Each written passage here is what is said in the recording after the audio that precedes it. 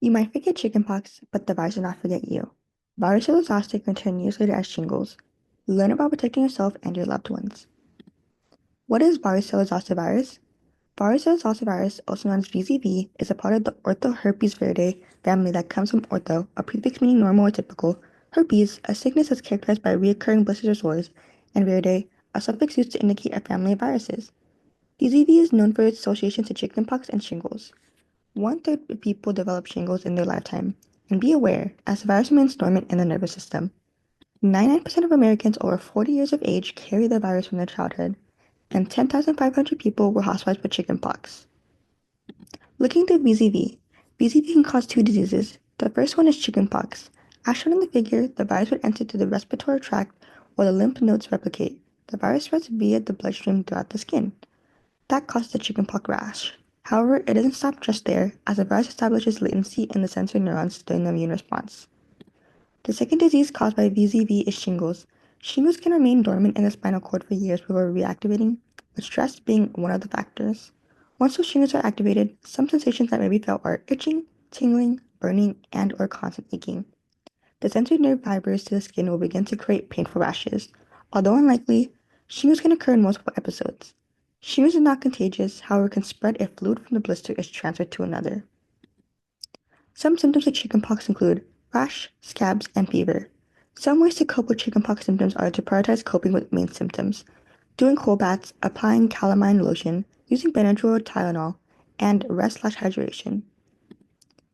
The main symptoms of shingles consist of pain sensation, fluid-filled blisters, and tingling or numbness. Some ways to cope with these symptoms are to wear a bandage to prevent the spread of shingles and protect your skin from irritation. If you do wear a bandage, place a thin layer of petroleum jelly to keep moisture in the blister and to promote healing. However, the best way to prevent this is getting a vaccination. Here's some more visuals of the effects of VZV. Not only does the virus cause these effects, there are severe complications including optic neuritis, which is inflammation of the optic nerve, or ophthalmoplegia, often followed by keratitis, potentially leading to blindness, and brain nerves that can affect facial muscles and nerves like arm weakness caused by possible hernias or abdominal muscle weakness. Here's who's mainly impacted by VZV. Newborns and young infants, especially those whose mothers are not immune, children younger than 12 years old, people older than 50 plus, people with weakened immune systems such as cancer or HIV, and especially unvaccinated people. Here's a graph from CDC that displays the increased accessibility for VZV as people increase in age. Did you know there's a greater risk of severe complications for adults than children? It is proven that VZV vaccine is effective for both healthy children and adults. When tested on children below the age of 12, the effectiveness was 94% based on the chart above. The vaccine is safe and effective for both targets. There were a few treatments that scientists looked into the Varicella-Zoster virus, one being antiviral therapy.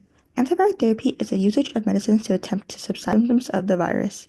It showed a bit of help, but ultimately vaccines were found to be the most beneficial treatment, making development of the VZV vaccine an important study. There are various vaccines used to prevent Varicella-Zoster virus from spreading. The most commonly used vaccines for VZV are known as Verivax and Proquad. It is recommended to get 2 doses for children aged 1, or adolescents or adults who have not gotten the vaccine. The vaccine works by exposing the body to a weakened live version of the Varicella-Zoster virus. This helps the body build up antibodies against the virus. The long-term effects of receiving the vaccines are building antigens that can protect your body from VZV for the next 10 years. If a person who is vaccinated does catch chickenpox, they get something called breakthrough chickenpox. It contains symptoms of few to no blisters, no or low fever, and few red spots which may occur. Now, the question is, how can I get a VZV vaccine at Davis or Yolo County? If you're in Davis or Yolo County, getting vaccinated is easily accessible. Visit vaccine.gov to find nearby clinics using your code even outside of Davis and Yolo County. YoloCounty.gov lists local health services, and UC Davis Health offers appointments and coverage for students.